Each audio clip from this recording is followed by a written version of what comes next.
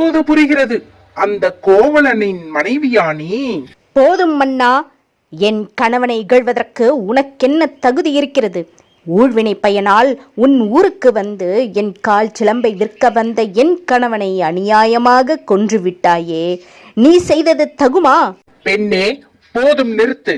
கல்வனை கொள்வது கொடுங்கோல் என்று, அது ஏற்புடையதே, அது அறநெறியும் ஆகும். இதை அனைவருமே அறிவார்களே, உனக்கு தெரியாதா என்ன?